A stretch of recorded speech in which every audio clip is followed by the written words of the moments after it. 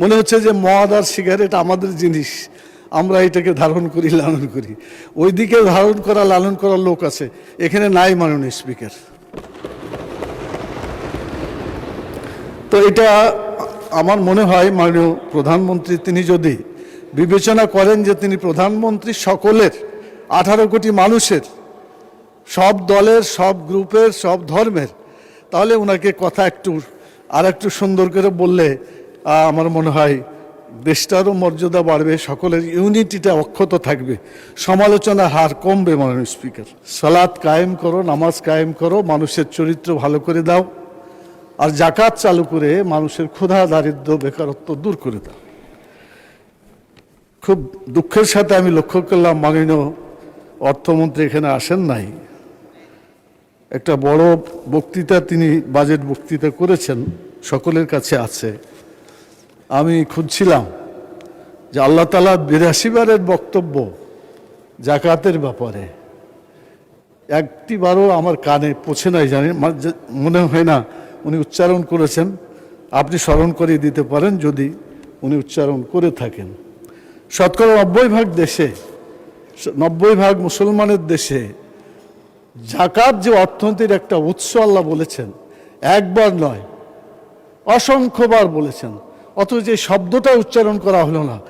আমি এটা নিন্দা প্রস্তাব করছি দেশের 90% মুসলমানের পক্ষ থেকে, যে জাকাতের মতো একটা মজবুত খাত, যে খাত চালু করলে আমাদের দেশে অনেক প্রবৃদ্ধি অর্জন করতে পারত, সেটা উচ্চারণ করা হয়নি। মাননীয় স্পিকার, আরেকটি কথা বলতে চাই, সেটি হলো এখানে অবশ্য কথাটা চিফ হুইপ বলে ফেলেছেন, তারপরে বলি,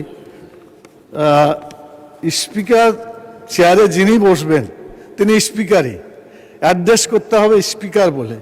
তো এখানে একজন মাননীয় প্রতিমন্ত্রীও তিনিও ভুল করে বলেছিলেন আপনাকে 2 বার ডেপুটি স্পিকার সম্বোধন। একজন নারী সম্মানিত সদস্য তিনিও ডেপুটি স্পিকার বলেছেন।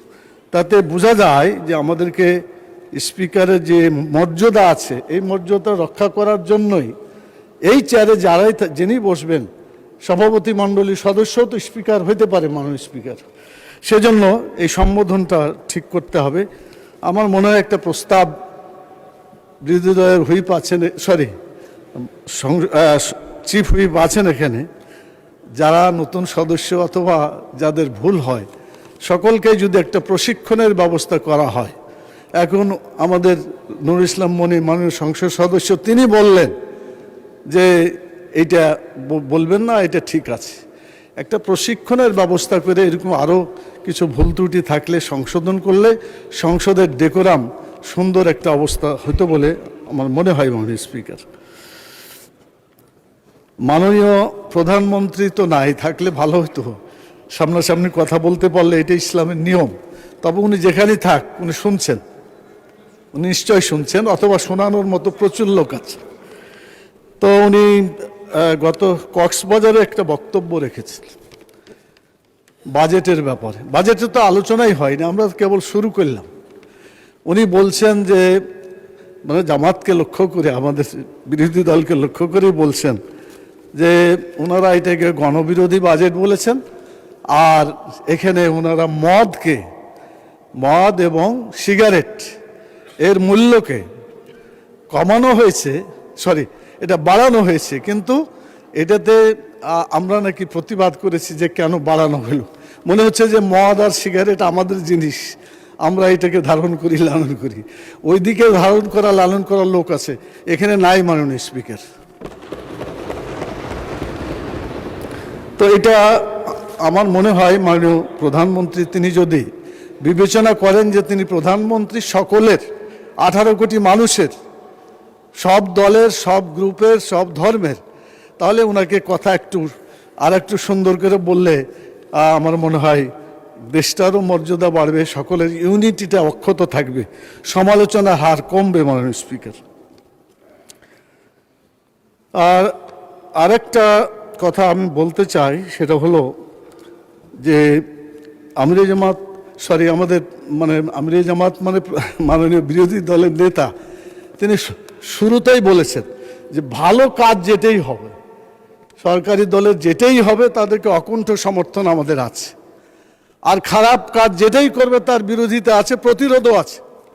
সেই জন্য তিনি এই ভাষায় কথা বলে যদি অন্যায়ের বিরুদ্ধে কথা বলে থাকেন তো সঠিক কাজই করেছেন।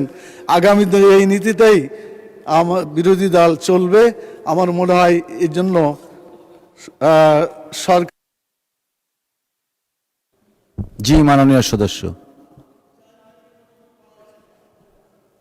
আচ্ছা আচ্ছা আচ্ছা, না মাননীয় সদস্য, ইনসাফ করার চেষ্টা করি, যে কারণেই তো আপনারা সকলেই ভালোবাসেন। 3 মিনিট দেয়া হলো আপনাকে। কয় মিনিট? 3 মিনিট। আচ্ছা ঠিক আছে, আমরা ছোট দল মনে করে আপনি কম করলেন, ঠিক আছে। আমার সময় তো একটা গিট্টু দিয়ে রাখেন, ঠিক আছে।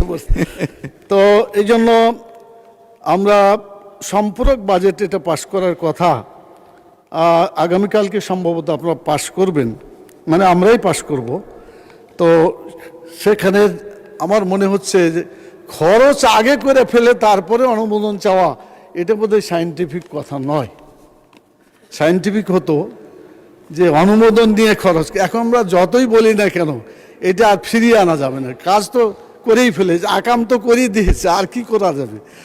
এখানে দুর্নীতির ব্যাপারে, অপচয়ের ব্যাপারে কোনো কথা আসে নাই। টোটাল বাজেট বক্তৃতায় অপচয় যে করা হয়, মাননীয় স্পিকার এই সংসদ ভবনে কতগুলো ঘর আছে, একটা ঘরে 18 থেকে 36টা পর্যন্ত লাইট আছে, একটা দুটো জ্বাললেই তো হয়। এত অপচয় করলে আল্লাহ ধরবে না? আল্লাহ তো পরিষ্কার বলছেন, ইন্নাল মুবাজ্জিরিনা কানু ইখওয়ানাশ শায়াতিন, মানে অপচয়কারীরা শয়তানের ভাই। তা আমরা সবাই শয়তানের ভাই হয়ে যাব যদি অপচয় না ঠেকাই। সেই জন্য আমি বিনীত আবেদন করব, মাননীয় অর্থমন্ত্রী অপচয়ের ব্যাপারেও কথা বলবেন সামনে। উনি এই কথাগুলো খুব বেশি আসছে বলে আমার কাছে মনে হলো না। অল্প দিন লেখাপড়া বেশি করা যায়নি, দু একটা অল্প পড়া হয়েছে, বেশি পড়লে হয়তো আরও কথা বলা যাবে ইনশাআল্লাহ। আর এরপরে আমি যে কথা বলে আমার কথা সংক্ষিপ্ত করতে চাই, সেটা হলো সুদের জঘন্য যে একটা পাপ আছে। আল্লাহ রসুল হাদিসে বলছেন এই সুদের মধ্যে 70 ধরনের গুনাহ আছে, অপরাধ আছে, এবং সবচেয়ে ছোটটা হচ্ছে নিজের মায়ের সাথে জেনা করা।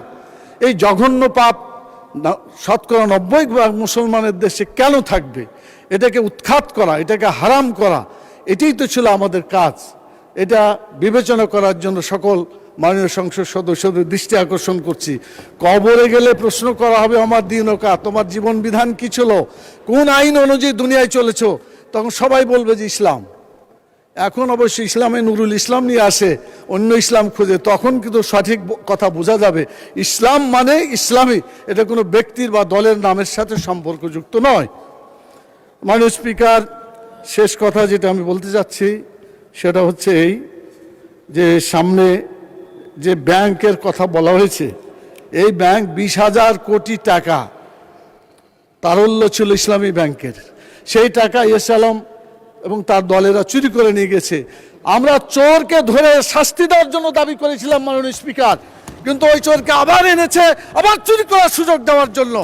এই সামনের সারিতে যারা বসা আছেন, খোঁজ করলে দেখা যাবে তাদের পরিবারের সদস্যরা এই।